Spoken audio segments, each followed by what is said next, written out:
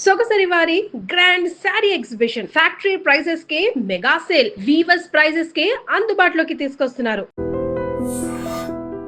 ప్రాణానికి ప్రాణంగా పెంచుకున్న కొడుకు కోసం ఈ కళ్ళతో ఎదురు చూసిన తండ్రి ప్రాణం లేని కొడుకు వస్తుంటే గుండె పగిలేలా ఏడ్చాడే. ఫారిన్ నుంచి అది పంపిస్తానమ్మా ఇది తీసుకొస్తానమ్మా అని చెప్పిన బిడ్డ తన శవాన్ని పంపించాడంటే నా తల్లి సగం చచ్చిపోయిందే.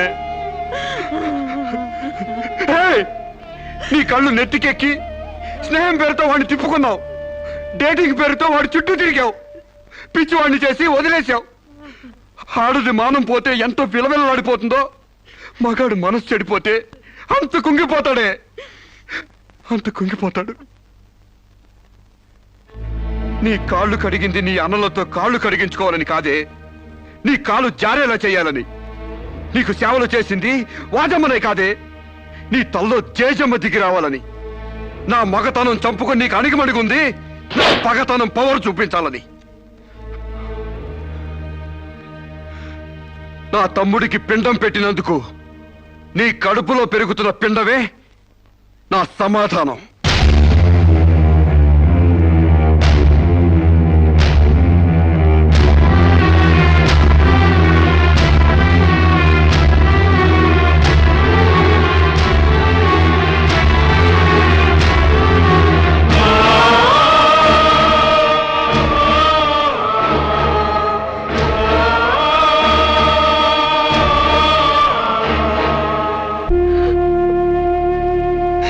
ఈ ఇంట్లో బియ్యపు గింజల మీద నీ నుదుటి మీద ఆ భగవంతుడు వాడి పేరు రాయలేదమ్మా.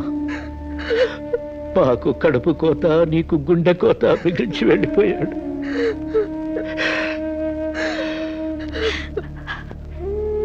ఊరుకోమ్మా, కన్నీళ్ళకి తిరిగి వస్తాడంటే నేను చచ్చేదాకా ఏడ్చేవాళ్ళం. ఊరుకోవే, ఊరుకోమ్మా.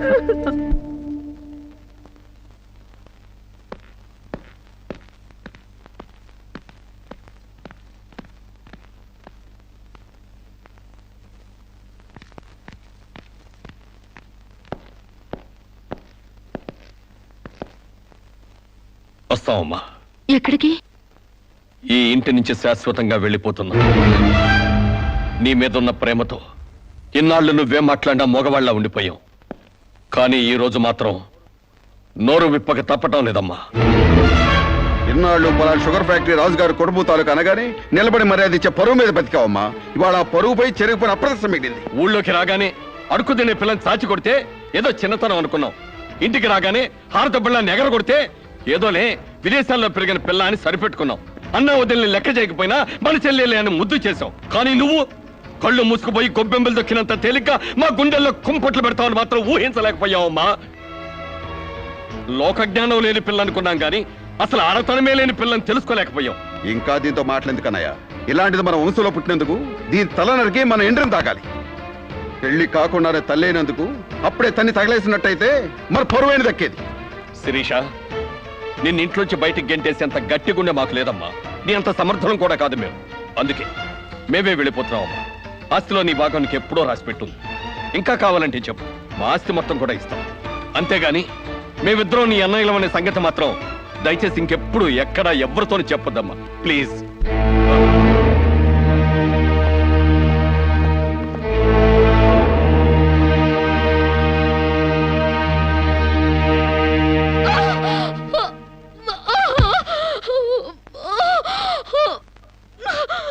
అమ్మా, ఇంతకు ముందొచ్చినట్టు దొంగ నొప్పులు కాదుగా? పులి పులి అని ఒక్కసారంటే నమ్ముతారు కానీ ఎప్పుడూ నమ్మరమ్మా. అయినా అన్నల దగ్గర మొగుడి దగ్గర నాటకం ఆడుతుంది కానీ నా దగ్గర ఎందుకు ఆడుతుంది? ఒకవేళ ప్రసవ నొప్పులేమో. అమ్మా,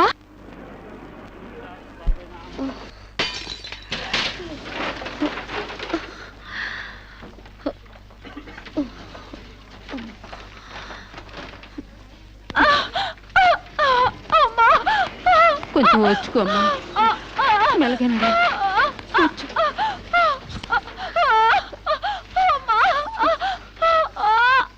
బాబు, బిడ్డ నొప్పులకి తట్టుకోలేకపోతుంది. త్వరగా డాక్టర్ గారిని పిలువు బాబు. డాక్టర్ గారు లోపల టెస్ట్ చేస్తున్నారు, పావు గంట ఆగాలి.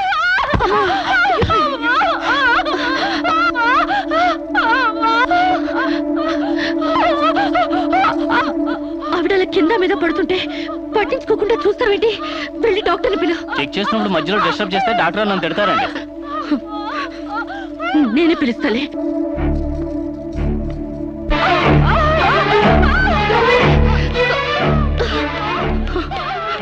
అక్కడ పేషెంట్ నొప్పులతో సతమతం అయిపోతుంది, మీరు త్వరగా రావాలి.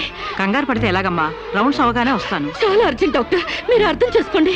అందరికీ అర్జెంటే, కాస్త ఓపిక పట్టాలి.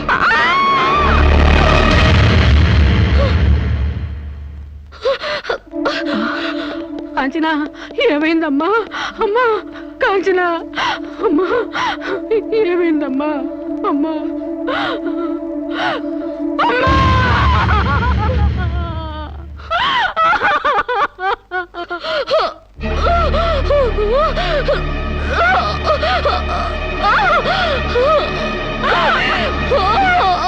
ధైర్యంగా ఉండమ్మా, you will be all right. నొప్పులు స్టార్ట్ అయినట్టున్నాయి, సర్జరీ తీసుకురండి. ఒక ప్రాణం తీసిన రాక్షసులు మీరు. ఒక అమ్మాయిని అన్యాయంగా చంపేసిన మిమ్మల్ని ఊరికే వదల్లో బజారికి ఇడుస్తాను.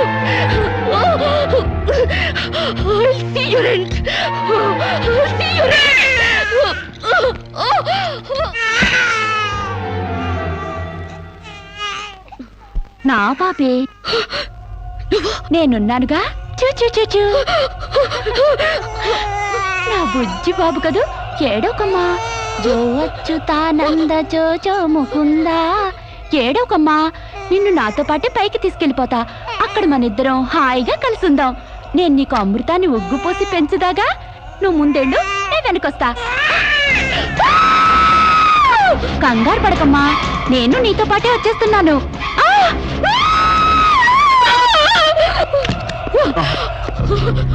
ఏమ్మా, ఏమైంది? బాబేడి? దెయ్యం వచ్చి బాబుని ఎత్తి గడిపోయింది. మాకు కనిపించకుండా నీకే కనిపించిందా? నిజంగానే తెల్ల బట్టలతో వచ్చి నా బాబేని బాబుని ఎత్తుకుని కిటికీలో వచ్చి పడేసింది. ఇందాక చచ్చిపోయింది ఆ అమ్మాయి. మరి ఆ దయ్యం ఏమైంది? ఆ అమ్మాయి దూకేసింది.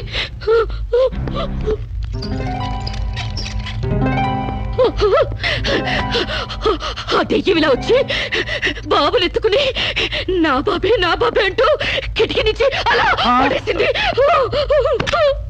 పిచ్చెక్కినట్టుంది. నా బాబు ఏమిటి గొడవ? బాబు ఎక్కడని అడిగితే దయ్యం ఎత్తుకుపోయిందని పిచ్చి పిచ్చిగా వాగుతుంది మేడం. ఒక రోజు నా దగ్గరకు వచ్చి అబార్షన్ చేసి మగబిడ్డ అయినా సరే ఎలాగైనా చంపేయమంది. ఇప్పుడు బిడ్డ పుట్టాక బయటికి విసిరేసి నాటకాలు ఆడుతోంది. నాటకాలు ఆడుతుంది మీరు.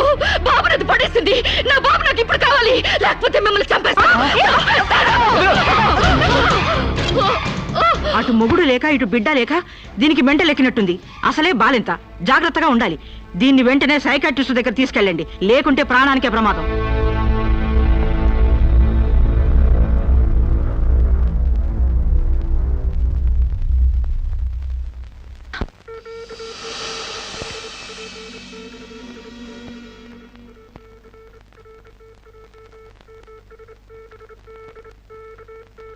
నెమ్మదిగా కళ్ళు తెరవమ్మా.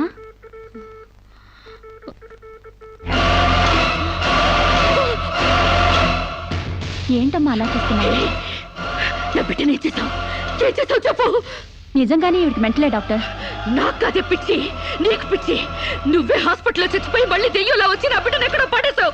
చెప్పవే, నా బిడ్డని ఏం చేసావు చెప్పు. డాక్టర్ గారు నీ బిడ్డను ఎందుకు ఎత్తుకెళ్తారమ్మా? చీతే తీసుకెళ్ళింది. నా కళ్ళ ముందే చచ్చిపోయి మళ్ళీ బ్రతికొచ్చింది. అందరూ కలిసి నన్ను పిచ్చి దానిలో ఆట ఆడిస్తున్నారు, నన్ను ఏమారుస్తున్నారు. చెప్పవే చెప్పు. చెప్పవే. నో డౌట్, ఈవికి మెంటల్ కాదు, కావాలనే బిడ్డను చంపేసి మెంటల్ దానిలాగా యాక్ట్ చేస్తోంది. ముందు ఈ మీద పోలీస్ కేసు పెట్టండి. కాదు, డియర్ జడ్జ్, శిరీష్ అనే ఈ ముద్దాయి తన అనుచిత ప్రవర్తనతో విదేశాల్లో ఒక స్టూడెంట్ మృతికి కారకురాలైంది. ఆ పాప భీతి వేధిస్తుండటం వల్ల ఇప్పుడు మానసిక వేదన అనుభవిస్తూ బిడ్డ పుట్టాక మెంటల్ బ్యాలెన్స్ తప్పి చివరికి ఆ బిడ్డనే తన చేతులతో పైనుంచి కింద పడేసింది. నా బిడ్డని చంపలేదు, నాకు మెంటల్ లేదు. I'm perfectly all right. వీళ్ళందరూ నన్ను ట్రాప్ చేసి మెంటల్ దానిలో ప్రూవ్ చేస్తున్నారు. నీ వాదన చెప్పుకోవడానికి కావాల్సినంత టైం ఇస్తాను. ముందు పీపీ గారిని మాట్లాడినవు. ప్రొసీడ్. ఈమెకు తన బిడ్డ మీద మమకారం లేదు కదా, ఆ బిడ్డ బ్రతుకుంటే తనకు అడ్డం వస్తుందని పైనుంచి కింద పడేసింది. ముందు అబార్షన్ పేరుతో చంపబోయింది. అది వీలు కాక బిడ్డ పుట్టగానే వదిలించుకుని దెయ్యమనే నాటకాలు ఆడుతుంది. వీటికి తగిన సాక్ష్యాలు doctor Sunitha and her staff. ఏం చెప్పాలనుకుంటున్నావో ఇప్పుడు చెప్పు. నా బిడ్డని నేను చంపలేదు. మరి ఎవరు చంపారు? కాంచెలు చంపింది. నా బిడ్డ నా కళ్ళ ముందే పైనుంచి కింద పడేసింది. నీ కళ్ళ ముందే చంపిందంటున్నావు, మరి నువ్వు చూస్తూ ఊరుకున్నావా? కన్న బిడ్డని చంపుతూ ఉంటే నీ కాపాడాలనిపించలేదా? కాంచెలు దెయ్యమై వచ్చింది. దెయ్యమా? దెయ్యం వచ్చి చంపడం ఏమిటి? ఇంకా ఏ యుగంలో ఉన్నావమ్మా నువ్వు? మదర్ ప్రామిస్ అండి. ఆ తర్వాత దెయ్యం డాక్టర్ అయి వచ్చింది. సైలెన్స్. కాంచన చనిపోయిందన్నావు, మళ్ళీ కాంచనే వచ్చి నీ బిడ్డను చంపిందంటున్నావు. నువ్వేం మాట్లాడుతున్నావో తెలిసే మాట్లాడుతున్నావా? ఒక పని చేద్దాం జడ్జి గారు, డాక్టర్గా మా నా దెయ్యం కాంచెన్ని కోర్టుకు పిలిపిద్దాం. ఆ దెయ్యాన్ని నువ్వు గుర్తుపట్టగలవా అమ్మా? తప్పకుండా.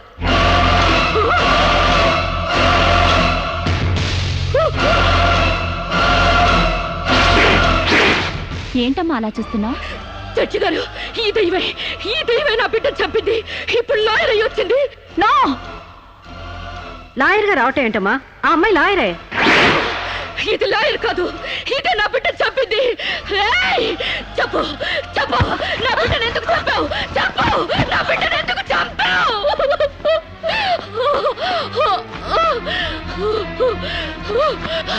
జడ్జి గారు, దీన్ని నమ్మకండి. ఇది నా కళ్ళ మీద కడుపుతో చచ్చింది. అసలు ఆవిడ పెళ్ళే కాలేదమ్మా. అయినా చనిపోయిన ఆవిడ మళ్ళీ ఎలా వస్తుంది? ఎలా నీ బిడ్డను చంపుతుంది? దెయ్యమై వచ్చి చంపిందండి. ఏమిటమ్మా నువ్వు అనేది? ఆ అమ్మాయి ఇదే కోర్టులో 5 ఏళ్ల నుంచి పనిచేస్తుంది. మనిషి కళ్ళ ముందే కనిపిస్తుంటే సచ్చింది, దెయ్యమైంది, మళ్ళీ డాక్టర్ అయింది, లాయర్ అయింది అంటావేంటి? నిజంగానే నీకు మెంట్లా లేక డ్రామానా? లేదు జడ్జి గారు, అబద్ధం. బిడ్డ చావలేదు, నా వద్ద క్షేమంగా ఉంది.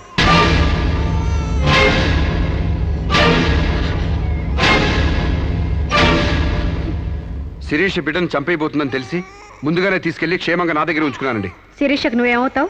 ఆమె భర్తని. నో, ఇతను నా భర్త కాడు. ఎవరు నీ భర్త? నాకు భర్త లేడు. చచ్చిపోయాడా? అసలు నాకు పెళ్ళే కాలేదండి. మరి నీకు బిడ్డ ఎలా పుట్టాడు? డేటింగ్ మూలంగా. వాట్?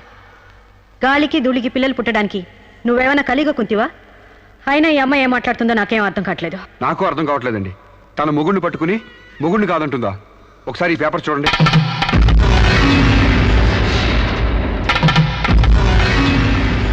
తన బిడ్డకు తండ్రినని తన ప్రశ్న అప్పుడు నేను వేలిముద్ర వేసిన పత్రాలు. పిచ్చివాడి చేతిలో మట్టిగడ్డ ఎంత ప్రమాదమో పిచ్చిదాని చేతిలో పసిబిడ్డ కూడా అంతే ప్రమాదం. అందుకని ఈ బిడ్డ సంరక్షణ బాధ్యత నాకు అప్పగించండి. అలాగే నా భార్య ఆస్తులపై హక్కులు కూడా నాకు అప్పగించండి. ఇంట్లో చెత్తంతా శుభ్రంగా ఊడ్చిపడేసినట్టు మొన్న బీరువాలో నగా నట్రా బయట పడేసి బీరువాని శుభ్రం చేశానని చెప్పింది. రేపు దస్తావేజులు పడేస్తే మా గతేం కాను. అందుకని నా భార్య ఆస్తులపై నాకు పవర్ పట్ట ఇప్పించండి. తనకి పిచ్చి తగ్గేదాకా మెంటల్ హాస్పిటల్లో జాయిన్ చేయించండి. శిరీష సొంత భర్తను కూడా గుర్తుపట్టలేని స్టేజ్లో ఉంది. కాబట్టి ఆవిడకి మెంటల్ హాస్పిటల్లో ట్రీట్మెంట్ చేయించాల్సిందిగా ఆదేశిస్తున్నాను. అలాగే బిడ్డని సాంబశివరావుకు అప్పగిస్తూ అతని భార్య శిరీష ఆస్తులపై పవర్ ఆఫ్ అట్టాని మంజూరు చేయవలసిందిగా కోరుతున్నాను.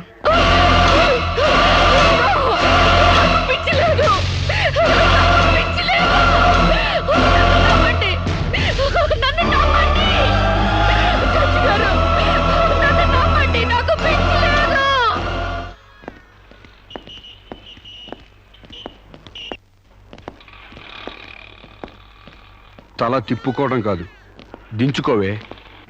నీ బిడ్డను నీకు దూరం చేశాను. నీ ఆస్తి నాకు దగ్గర చేసుకున్నాను.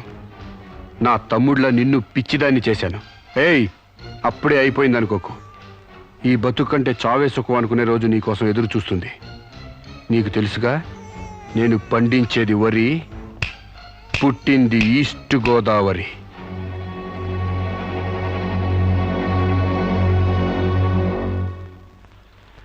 మీరు చేసిన సాయానికి రుణపడి ఉంటానండి.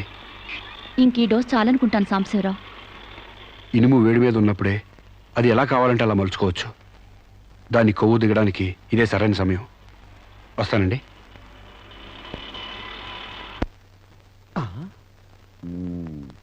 అంటే ఇదంతా అమ్మగారిని మార్చడానికి అయ్యగారు ఆడిన నాటకం అన్నమాట.